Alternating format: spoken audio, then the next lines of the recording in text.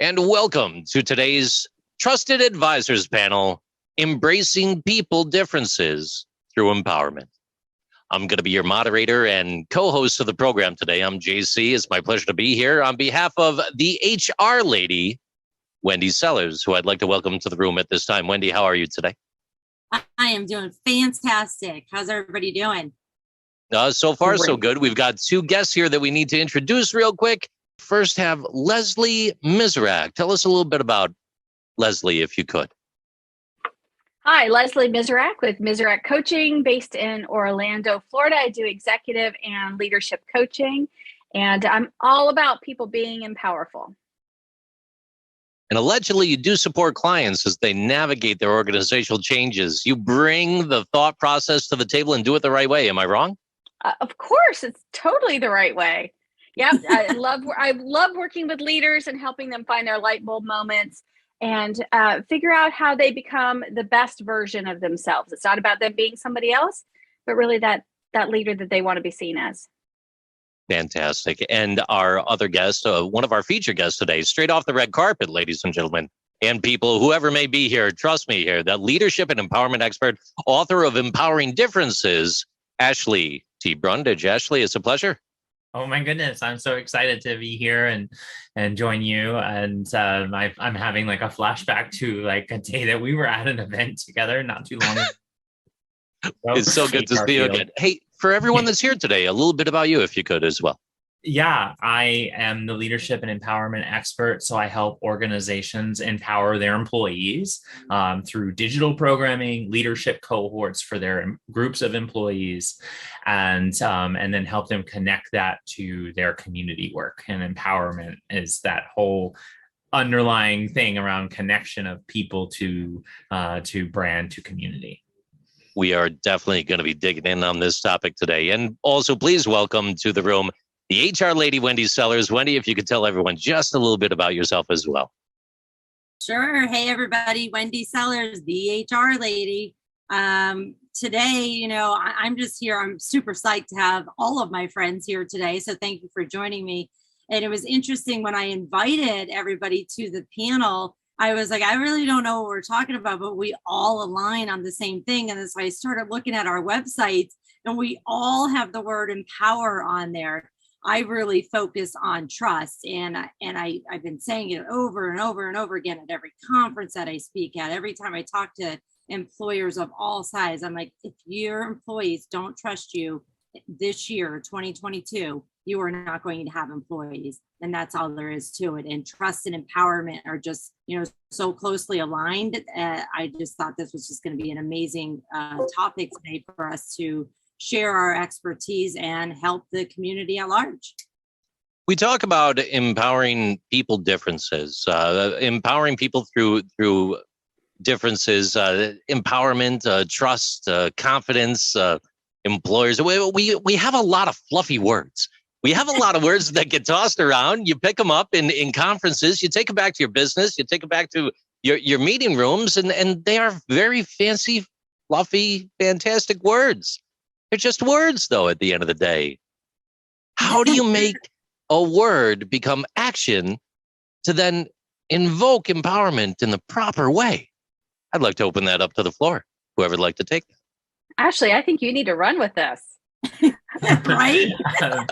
Sure. Yeah, I'm glad to take that one. So I spent 8 years dissecting empowerment, and what I found was that there was authority and there was power, and connected in the middle was people. The authority is all of the things that drive confidence and control and mindset and framing and honestly, how you see yourself, representation. So then recruiting is a part of that, retention is part of that. And then power is all about some sort of number metric business driving force, where you can actually measure things like money or time or certifications or P&L or statements and all of that. Then you connect that to people in the middle, and then you have empowerment. But But honestly, no one can tell you what is empowering. Only you can decide that yourself. So it's like a double-edged sword, which is why it's such a dangerous buzzword. If you're using it, you might open yourself up to a potential issue where an employee might not trust you, which I think kind of narrows into the next topic. Yeah. Yeah, absolutely. I'm gonna jump in there too. So, sorry, JC, I'm gonna take this over for a minute here. I think it's so perfect because it'd be a buzzword. And the thing that drives me crazy is when we go to these conferences or even just read a book and we come back all pumped up. We're like, yes, I'm gonna do X, whatever this person told me to, but there's not any steps how to do it.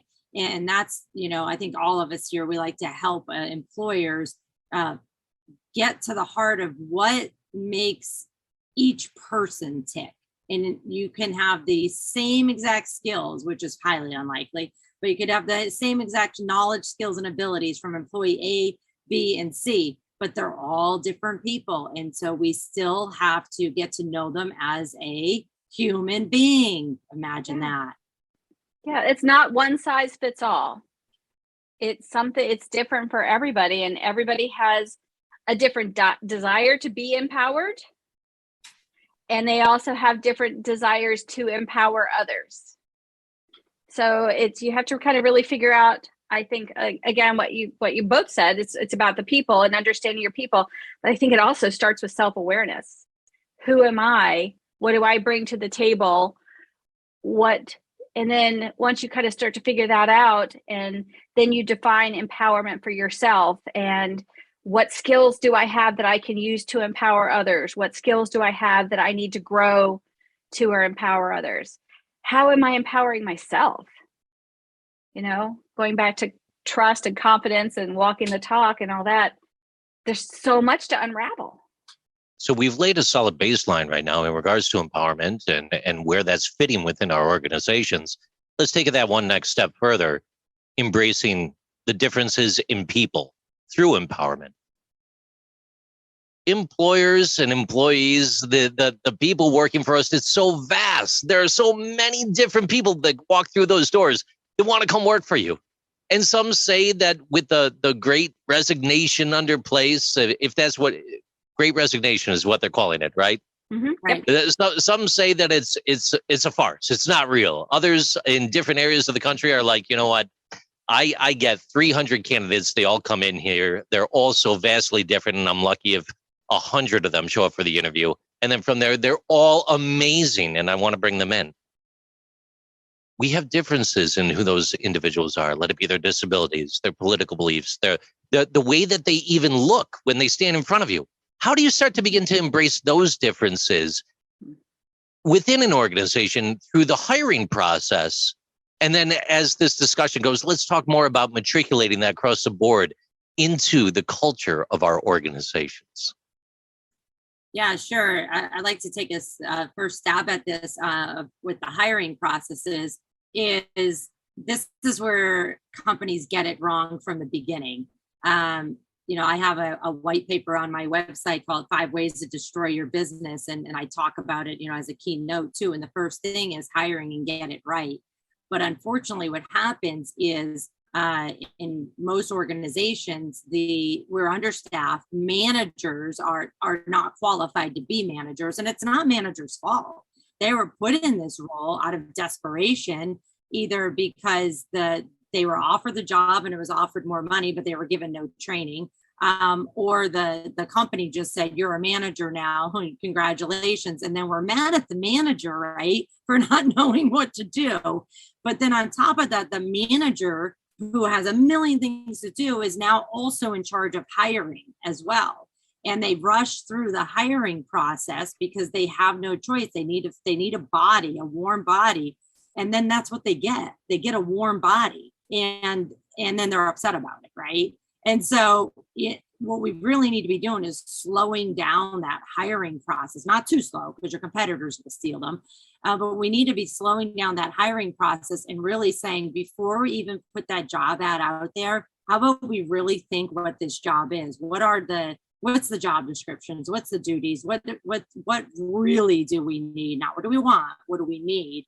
And then, okay, now all these out of the 300 applicants, maybe 80 only actually have what we need. Now let's narrow down those 80 to the the attributes, the personal attributes that we need for this role, and or push the personal attributes away altogether. It doesn't matter what somebody looks like, sounds like, what their personality style is, what their age is. Can they do the job? And then can we train everybody else to accept the differences of the candidates that we bring in? Does that make sense? It does. And let me ask you something, using that specific example there. What if one of the things that makes the difference between the employees that are in your final list there are their geographical location? And you just so happen to have a remote offering, but someone's local, and maybe someone who might rank just a little bit higher is in Topeka, Kansas.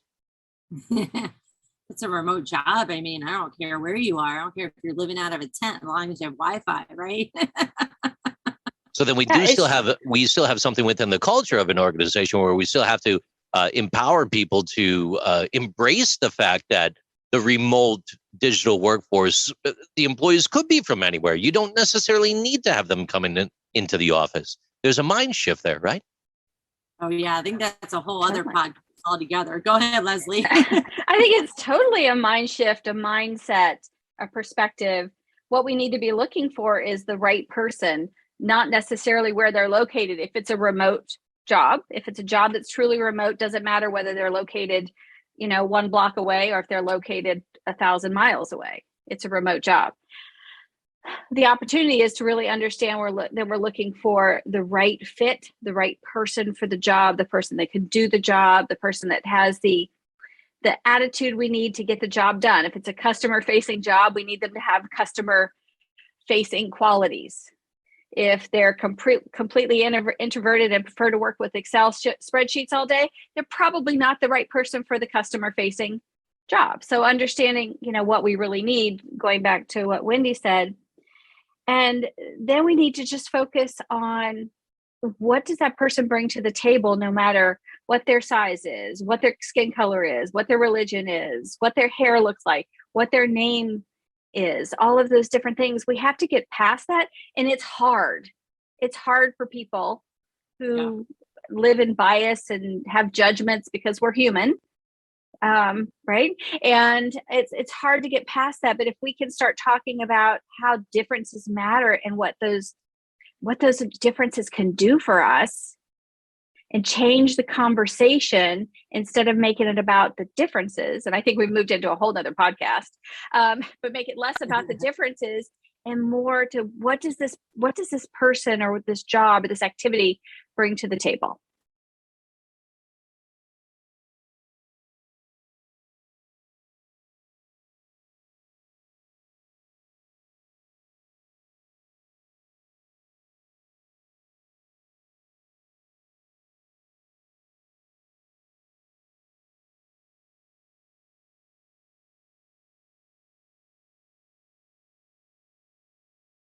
I'll get off my soapbox now. No, empowering people differences through empowerment, embracing people differences through empowerment. You're hitting the nail on the head there. We're in the right show still. Ashley's got something to say. Definitely chomping at the bit. Ashley, over to you. Thank you for joining the HR Empowerment Podcast, brought to you by Aurora Training Advantage. We hope you've gained new insight and strategies to navigate the HR profession. We look forward to you joining us again on the HR Empowerment Podcast. Today, we have 7 billion different people on this planet. No two people are exactly alike. Even an identical twin is completely different. So the quicker that we get to that and understanding that's a fact, it makes this a lot easier, I think, for then people to navigate this.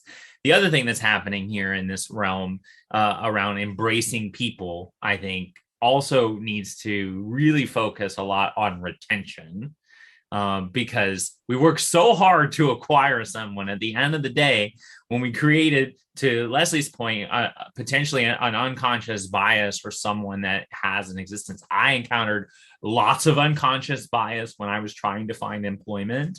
And I have to tell you, the biggest thing that helped me as an individual person mitigate unconscious bias was by positioning my difference with inherent value by sharing the economic statistic of why it's important to have someone like me on your team. And then not only sharing the statistic, but then backing it up with actual real power numbers that can drive the metric, and share that this is what I did. I did $3 million in new revenue business every year for 3 straight years as a bank employee at PNC Bank. And literally that was showcasing why it was so important to get past the bias of having someone like me join your team.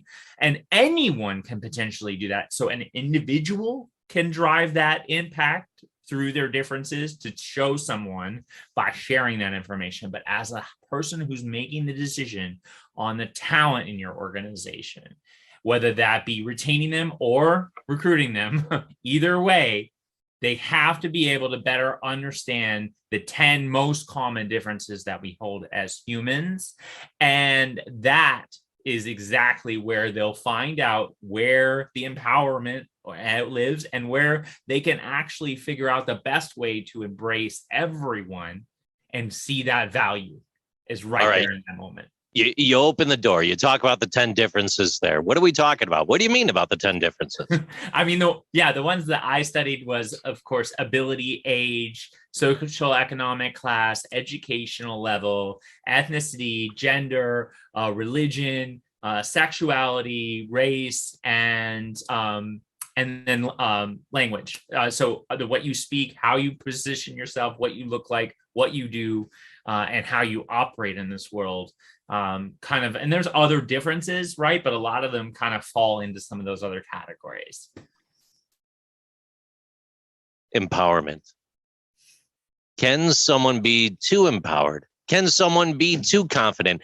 Can a candidate walk in the room and be so confident in who they are and their abilities and the confidence in who they are and what they bring to the table that they push somebody off so far, that they push that interviewer off so far that they're no longer presented on the table? Yeah, and let me take this one. Yeah, absolutely they can. Is it right? No, it's not right. That comes back down to training your managers how to only take into account in that interview the things that matter to the job. I work with a lot of small businesses that don't have HR. So they usually don't have these fancy systems and fancy job descriptions and everything. So I make it super simple. I'm like, here's your job description. I literally put it on an Excel sheet. And then I line by line for the knowledge, skills, and abilities, for the education, for the physical and mental requirements, I move that over to another Excel sheet column and say, there's your rating system right there. These are the only things you should be rating in the conversation. And then we use that same exact thing for not just for interviews, but for actual feedback sessions and reviews from hiring all the way through hopefully retirement, right? But what happens is, as Leslie mentioned, is we're human. We don't we have bias, we have judgment. It's okay. We have to learn to go, wait a minute, I just was a little judgmental and shown some bias. I need to step back here and maybe apologize, but also step back and say, that was me. I need to grab that mirror, and that's on me, and I need to reassess. But most people in the workplace, through no fault of their own, don't do that. And that's where we as practitioners and leaders need to teach everybody in the organization, but especially managers who are able to affect people's lives with the hiring through the firing process, that they have to remove that bias and that judgment. So when that person with super, super high confidence comes in, we don't hire them just for that confidence. We still ask them questions related to their past skills, their attributes, their experiences, and more than just yes, no questions, because candidates who are smart will tell you everything that you want to know, just in the yes, no version. Yes, of course, I've done that in the past. Yes, of course, no problem, I can handle that. Instead of asking more specific questions of, tell me a time when. And I know we all hate those questions, like, tell me a time when, whatever. Oh, here's this. But when you hear it on the other side as a manager, like, okay, they actually do know what they're talking about. And I'll give you an example. I have a client that just did that. The manager rushed through the process, the hiring process for like a sales type job, a remote sales job. And they just asked yes, no questions because they were desperate. They hired a candidate, and that candidate, well, they might be okay with customer service and talking to people. They weren't closing any deals, and they did not have technology skills to work remotely on their own. And, shame on that manager, but that manager quickly learned, I need to ask other questions during the interview, which we already had that set up. And that's what me and another consultant were in there trying to change. And so unfortunate for that candidate and then for that manager, it failed. But on the other hand, it taught that manager a huge lesson that I don't want to go through that painful activity again.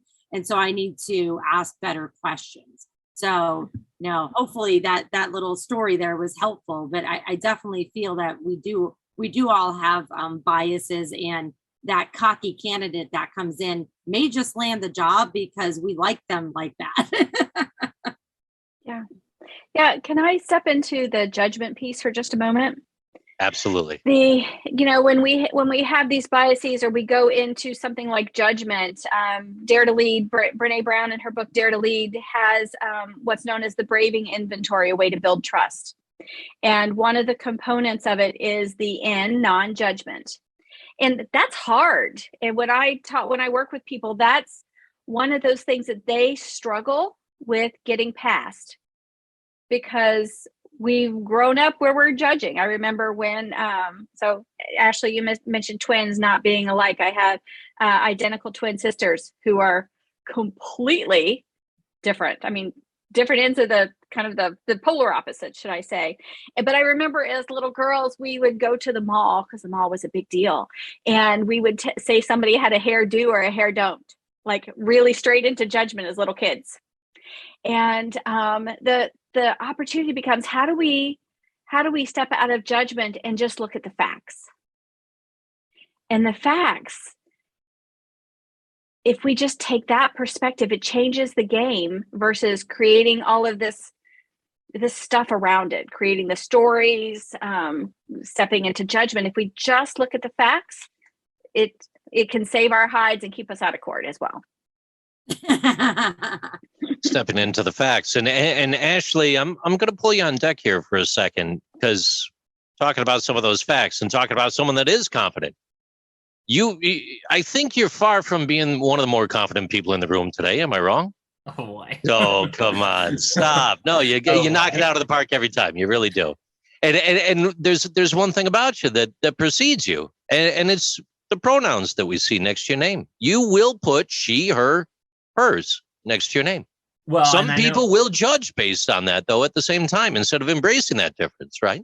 Yeah. Well, and honestly, if you're listening in your car on the podcast, you're not watching the video, you don't know necessarily. I mean, you're unconsciously processing, listening to my voice, and that might evoke one gender or another. But I use she, her pronouns, and while anyone can share pronouns in this world, pronouns is not an LGBTQ plus thing, and it's not a transgender thing, because I have really good friends that work in an HR field that are named Kelly and Kim, and Kelly and Kim are two of the best male colleagues that I've ever had when I worked in the banking industry. And then I also have really good friends, Riley and Sam, and Riley and Sam are two of the best salespeople in the banking industry that I ever worked with, and all four of those people got misgendered all the time. But me, as an out open transgender woman who shares her pronouns every day, it just seems like one of the good things that I try to do, but then at the end of the day, right, it sometimes actually outs me even more. So it's like a double-edged sword because of that unconscious bias we were just talking about. Once you see that, then you immediately think, oh, well, what are they trying to put onto us? But really, pronouns are about productivity for human resources. What do you mean? That we can what do you mean? Go ahead. Yeah, well, we can lower an email back and forth where someone who's that gets misgendered, like my 4 examples of Kelly, Kim, Riley, and Sam. But what about if you have an operation in another country and you don't understand any of the name gender pronouns, the way that which somebody's name would be, and you just only operate in America, and then all of a sudden you're like, well, wait a minute, I don't know what any of these names would be. How do you start that email? How do you communicate that on an HR form? How do you, right? So all of these things lead back to a potential bias that you hate when you hear someone or when you see someone's name. You're making 2 million decisions every single second. You cannot physically process all 2 million of those decisions, and that's where biases creep in. It's a big world. It's a big country. And I can't lie, I love talking to people from your region of the United States, that being the Southeast region, but many of you deal with clients all over the country and all over the world. And I do have to say, I see very big differences sometimes between where I mainly operate in the Northeast of the United States and where you are in the Southeast of the United States. What may be an issue in your area might still be something that's kind of commonplace up here, in the sense that it might be more accepted in ways. So when we think about regions, when we think about being accepting of the difference in people working with someone in a different country or in a different part of the United States, do you find that's a heavy impact in your field? Yeah, I mean, absolutely. I mean, I think all of us, since the beginning of COVID, I mean, and this is, I should say, since many, many years ago, but it's really, really hit home since COVID, because so many people went to work from home. Even though that was a trend before, it definitely became mainstream, and that's it. People were working from home, and even though many executives aren't going to be happy to hear this, many of them are not coming back. They're only working from home from now on, and that's it. I don't know about you guys. I think we're all here probably, with our nice shirts on, and I've got flip-flops on. Shorts and sneakers. Yep. Now, for those that are listening today, the 3 of us are in Florida, so we normally wear flip-flops anywhere anyway. And then JC's in New York, but it is summer-ish up there. It's almost summer. I still have my winter galoshes on. It's okay though. Please continue. Anyway. See, there's a bias. There's a bias already. Let's embrace my difference. Yeah, but the thing is, like, since a lot of people work from home, even if it was temporarily, but even before that, you rarely even just hired people that were from your city. You have an ad out, and this has been going on for decades, or definitely the past probably 6-7 years, because the shortage of staff, the shortage of human beings in the United States that are eligible to work at our job. And that's, again, a whole other podcast too. We've had to bring people in from other states, other cities, other states, other parts of the world. And we've had to accept those differences. And if we didn't, those employers that didn't accept those differences, whether it be religion and religious garb, and that's, may not be normal to your zip code, but now has to become normal to your office, regardless of what your city thinks. Yeah, we have to quickly figure out how to adjust, because those individuals that may not look like us, sound like us, are educated like us, brought up like us, are the ones that we need to help change our organization. And let's face it, if we keep hiring people or just working with people in our personal life and professional life that are just like us, we're not going to grow. End of story. So should anyone in the room desire to continue with the region thing, you're certainly more than welcome. But you brought a fantastic piece to mind. I want to put it out there real quick. You're talking about sameness. You talk about operating from a place of fear, clinging to what's familiar, staying where you are because it's comfortable. And then lives are designed based on those trends of acceptance, let it be within the workplace or within the social circles in which you reside. And those social circles might also then trickle into the regions in which you reside, et cetera. So sameness in the workplace and region, is there a connection between sameness and region?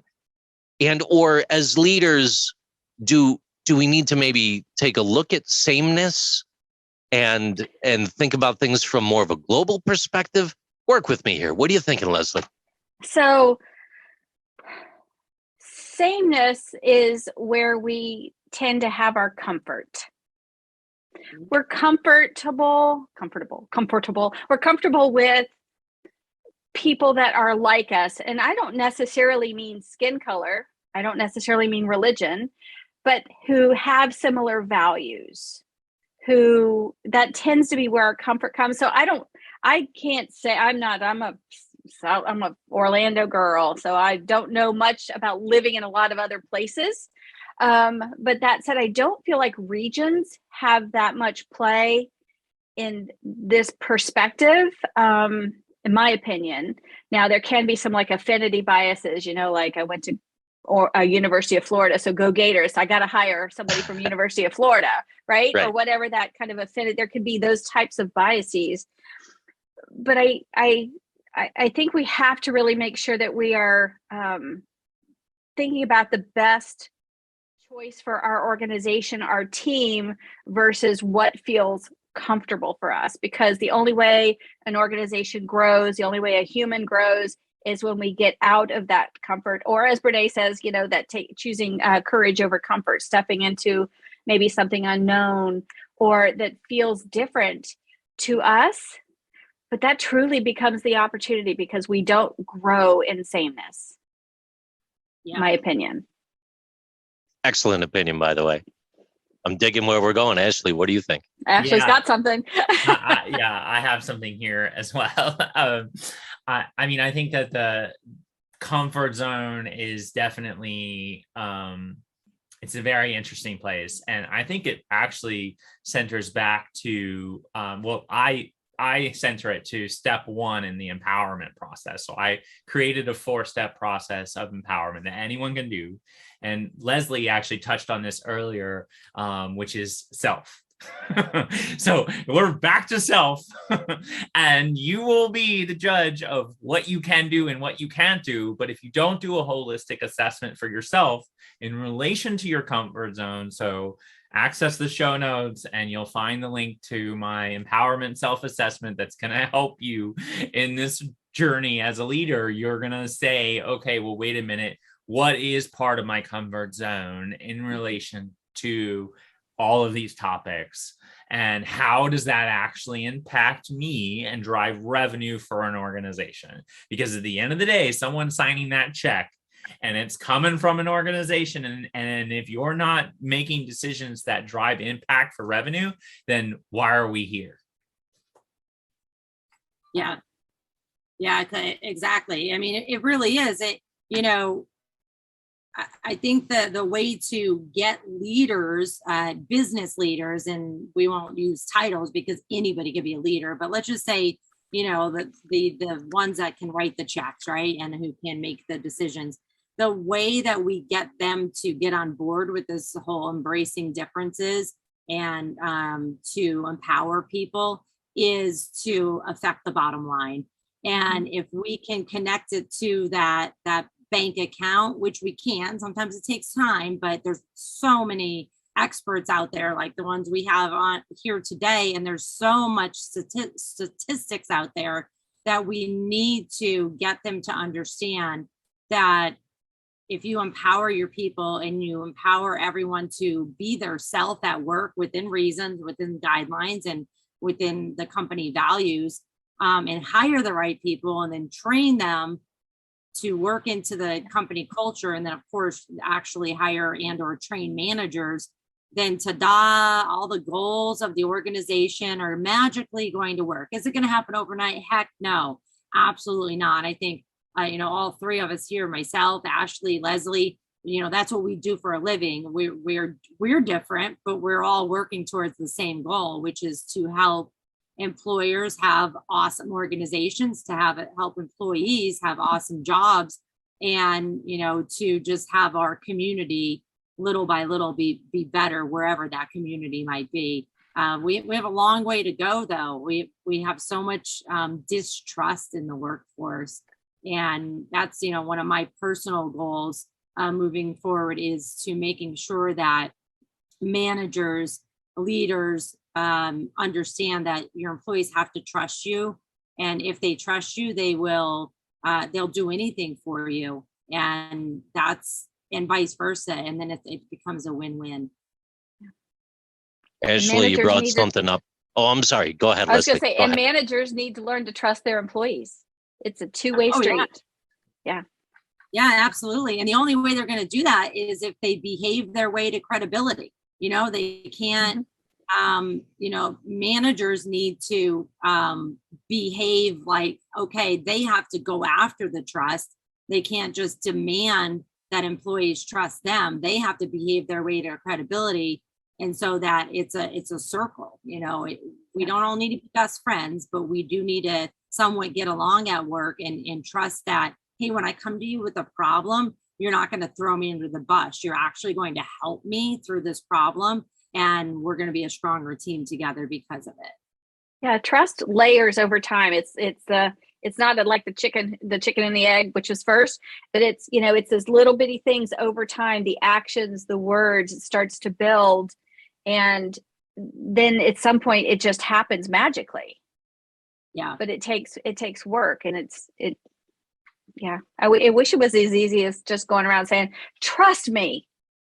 But it's not. You ever trust anybody that just says, just trust me? No, not right off the bat. You run the other way. You run the other way. You're like, no, I've done that before and that backfired. Been there, done that. Oh my God. I'm just thinking about this moment. I'm like, it's like, don't talk to strangers, don't get in the car with strangers, but now we do it through an app on the phone and get in the car with strangers at the same time. Yep. Hate him. All right, I got two paths for you, Leslie. I'm gonna put these out there, and this springboards off of something that Ashley brought up just not too long ago. So on one path, this next question could head down the professional path and stay on track with the workforce. The other path is going to be more personally oriented and might be centered around self. Which question would you like? The workforce path or the personal path? Eeny, meeny, miny, mo, you pick it. We're going to go with the personal path. So starting with Leslie and then heading around the room, isolating yourself from friends and family. Have you ever taken the opportunity to do that? Let it be for a day, a week, or more, to self-internalize and reflect upon embracing a difference that you may have been unconsciously biased to before. Have I taken a day? No. Have I reflected? Hell yeah. Heck yes. I totally have. And I think that's something I have grown into. But I'm still learning every single day. I still have loads to learn. I don't think I've mastered being the fully perfect human, and I don't know that I ever will. So I'm continuing to grow and continuing to learn about myself and learn about my biases. So I said something about facts earlier. And I really work hard when I see something. When something happens, I say something, I see something, and I go into judgment and storytelling in my brain. I work very hard to stop and say, what is it I'm seeing? What story am I creating? What judgment or shame am I putting on someone else? What do I have to do to stop? And then really, I have to kind of pull myself back out and just get back to that simple word of facts. And it's not easy, but I am working on it constantly. And truthfully, I don't think we can be good leaders if we don't lead ourselves first. That's the same type of thing that you would help someone in the workforce try to overcome, though, too. I mean, if they were struggling with that and they turn to you for some advisement, you might recommend something along those lines as well. Totally. Whether it's self-reflection, whether it's using assessment tools, whether it's tracking tools, paying attention to what you're doing, how you're doing it, what feelings you're having. If someone's gone in shame or judgments or something like that, or bias is getting in the way, it's a great opportunity to stop and talk about it. It's like, where's it coming from? It could be something from childhood. It could have been an experience they've had somewhere along the way. There's so many reasons, but leadership, in my opinion, when I'm working with someone, it's all about that person I'm working with and their self, because they can't change anybody else. All they can do is influence them and empower them with the tools for that person to then change and or do what needs to be done and how it needs to be done. The leader only truly has 100% control over themselves. We're going to juggle the flow and the order. Wendy Sellers, over to you. When is the last time that you isolated yourself? Let it be for a day, an hour, a week, or more, even if it was in an RV going across the country. You knew exactly where I was going. I'm sorry, go ahead. So for the listeners today, last year, actually, I drove from Florida to California and back in my 40-foot RV by myself for 2.5 months. And so that was pretty isolating, and everything that could possibly happen did. And I learned a lot about myself and people around me. And so that trip changed my life for the better, and minus all the challenges, but that actually changed my the way I handle stress as well. So that's, again, another podcast. But honestly, the biggest thing there is I had a destination in mind, which was my friend's driveway in California. And I didn't really have a whole lot planned between Florida and California. Said, okay, these are some places I could possibly stay, crash at, visit these cities. And it forced me to communicate with people that if I pulled up their LinkedIn or their Facebook or whatever, there is no way I was going to have a drink or have dinner or lunch with them, or even sitting down chatting with them. I had judgment, and I still do. Like Leslie said, we're all human, and we have bias and judgment. But because of where I was staying at wineries and breweries. There's this app called Harvest Host that campers. That's a real thing. Yeah, and it's really cool, and it's safe, and it was definitely safe for somebody to go, by themselves. And so you check in, you get your little reservation just the day before you check in, and then somebody knows where you are if your body disappears. So it's like, okay. But, so there's a couple of campers there, and that we're there.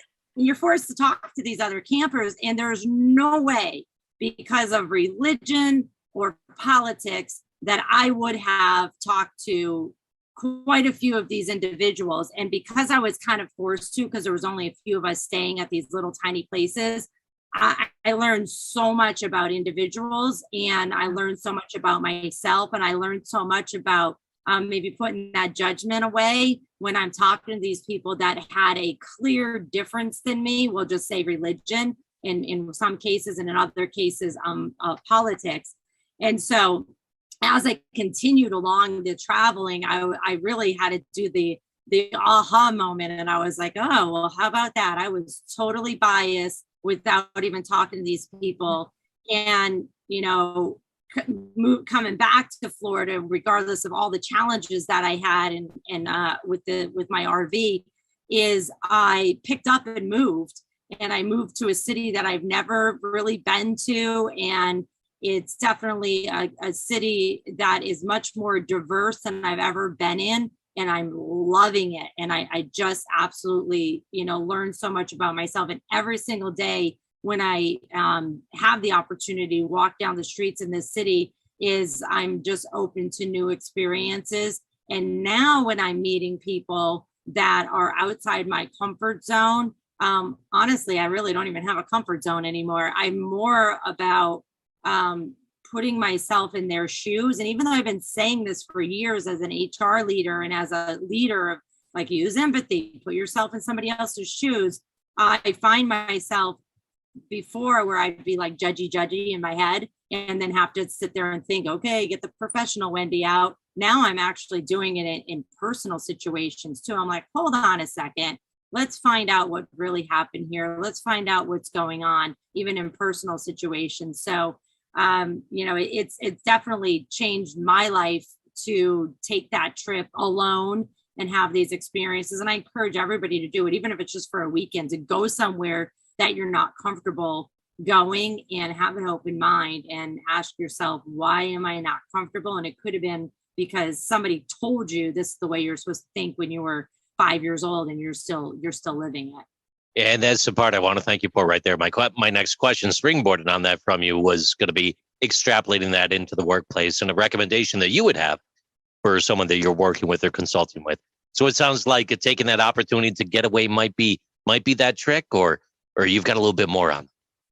No, I think it doesn't even have to be as severe as or crazy as I did. It could literally just be going to a conference or reading a book or watching a movie that you think you're going to hate, or listening to a podcast or even a certain news channel that, makes you want to throw things through the window and say, okay, let me try to understand where they're coming from here. And, really think about it from their point of view, because we all met me. I'm direct. I'm not full of sugarcoating, and I say things that pop to my mind, and I've learned to, maybe not say them so out loud anymore at certain times. But it's like, okay, when you are attacking somebody's opinion because it's completely different than yours, you're getting nowhere in that conversation.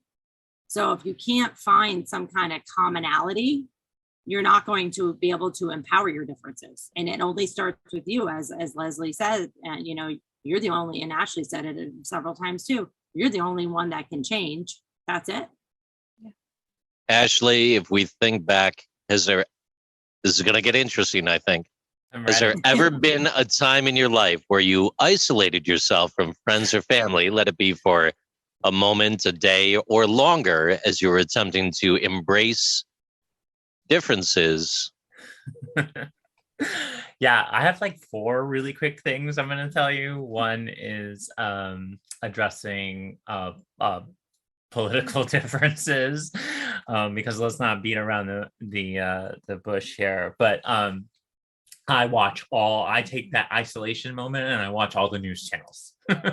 I watch One America, I watch Fox, I watch CNN, I watch MSNBC. I even watch ones I don't even know what the name is. Because I want to know. I want to hear what's being said on every single slant, because then you can make a determination as to how you move in the world. So that's politics. Then let's talk about religion. Now, the other thing about religion is that, yes, I'm a transgender person and I transitioned my gender, but I only had to really do that once. But for me personally, as a human on this planet, I've transitioned my religion 3 times. So when you think about empowerment and kind of empowering differences, you have to think about this in a construct that, okay, well, that's going to need some reflection moment. And so I often take that reflection moment, whether that be through traveling, not quite I haven't done the road camper yet, but maybe at some point. I don't really like to drive. I have a 300 mile cone. If it's more than 300 miles, I typically have to get on a plane or a helicopter or something to take me, train something to take me quicker. But that's really an important thing. But one of the things that I found from religion actually was studying other cultures around the world, and I actually lived for a portion of the time in Thailand, and I'll tell you, and I have a partnership there, so I teach at a school there, and one of the cool things is that the way the religion in Thailand is very much different, and politics is very different. So it's interesting. You really have to remove yourself from a situation and take these moments to soak in as much as you can, to see that what you look at every day might not necessarily be the same way that other people see it. And that's the moment where then you realize that we are all different, but we can actually learn from each other, and there can be benefits drawn from having those perspectives present. Well, successful people are different across the board, aren't they? Right? They are. If everybody was the same, I mean, what would you have? Relationships. Do relationships always require having something in common, Ashley? I was in a relationship for 24 years where we had virtually nothing in common. And that was really interesting as well. So it can be done. And Yeah. in the workplace though too, in the workplace, maybe not just in the personal life. How about those work relationships?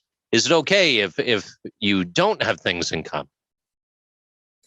Yeah, absolutely. Totally. I mean, yeah, I think the biggest thing is, it's up to leadership, at one point, preferably when you're starting the company, but let's face it, it doesn't always happen that way. Just say, hey, this is the company culture. And when we interview you and or train you, we need you to align, not comply with, not be, but align with the company values. And if you, candidate or employee, say, no, these are not my values, then you're not going to be successful here. The final thing that I want to say about, empowering people, it's not about putting people in charge. It's about supporting employees. And it's about supporting, or don't even take the word employees, just about supporting other people and making it safe for other people to be different and show their whole self. As long as they're not a jerk, then they can't show that self. But they have to, feel safe to be different, and that you, their coworker, their leader, their manager, their partner in life, support them in that process. And Leslie, if you want to carry on with that, that's good to go. I'm going to throw a spin on it though for you at the same time, which also kicks off one more time around the room at the same time here. With that and the relationship aspect, building those relationships and springboarding from what Wendy said, is there a certain aspect of controlling or micromanaging that we might have to factor in when we're consulting with an organization to make sure that they're not going too far? Because if you micromanage, you break trust, right? Mm-hmm. And if you empower too much, you might break trust. Ooh, how so? Well, if there are no boundaries or controls or goals or results, any of those things, if they're not working towards something, then you've got chaos. Then then everybody's running it, and you're almost leading from a laissez-faire perspective, where it's leadership by all versus leadership from the leader. But I want to go, if I can, I want to go back to an example real quick about differences. I was working with a guy who joined a team, and he was in a leadership position on the team, and he just wasn't connecting with his team at all. And he's like, they don't like me. And he was a pretty confident guy in general, but there was a disconnect here. And, they don't like me. They don't want me to be around. I don't feel comfortable, all of these things. So we started talking about differences and kind of got to the point where we actually have more in common than we have different from each other. And if you look at differences, the differences are usually small. We have so much more in common. So I challenged him to get to know this team, his peer team, and really connect with them and see if there was some way he could find something in common with each person. And what he found with the three people that he was most disconnected with was different sports. One loved hockey, one loved football, one loved basketball. This guy loved sports in general. So he was able to find a common factor where he had something he could then talk about. And then that made the relationship real, so they could talk about business. And I know it seems really small, wow, but it grew into something much larger, where he was feeling like he had nothing he could give. He's like, I'm in the wrong place. I need to look for another job. There's all these things kind of happening in his world. And just going to find common ground was really powerful. So I think I went way off topic. I'm sorry. No, that was fantastic. It was a beautiful example. It really was. Hey, I'd like to just open the floor real quick. Any thoughts, comments on the day? I know that we had some questions we didn't just get to quite yet. Wendy, what are your thoughts and some questions that you may have for Ashley and Leslie? Well, one of my questions is I want our audience to know, like, how can we help them? So, Leslie, Ashley, and then I'll go, at the end. What kind of companies do you work with? What do you do? And then how can people reach you as well? we all deal with empowering and trust, but it's all different. And so we might be able to help somebody out there just by, connecting with us on LinkedIn or whatever it might be. So Ashley, if you want to go first. Sure, glad to. So you can connect with me on social media at Ashley, ASHLEYT, Brundage, BRUNDAGE. You can also search Empowering Differences and find me there as well. But yeah, my company kind of moves in a lot of different spaces. I produce my own leadership and empowerment conference. It's going to be November 12th through the 17th. So you definitely want to sign up to be there on the voyage of empowerment, launching from the spaceport in Florida, in partnership with Royal Caribbean Cruise Lines. And it's on a boat. Yes, it is. You said spaceport. I got all crazy. I'm thinking Tesla, rockets, the whole nine. I mean, it's so close, yet so far. But yes, we'll be launching the voyage at sea. At sea. Yes, which is a good thing, because sometimes you do have to, like we were talking about earlier, you have to remove yourself sometimes to find that empowerment journey. So that's why the Voyage of Empowerment floats on a hotel at sea. But yeah, I'm excited about that. I do some consulting for smaller organizations to help them build a DEI program, because I did that for PNC Bank for several years. And then I do that leadership cohort over my technical solution online. And then I do some speaking engagements. JC, you've seen me in action a little bit. But yeah, that's a little bit of a basis of what my organization does. And I'm always excited to learn more about what other people do. Leslie, over to you.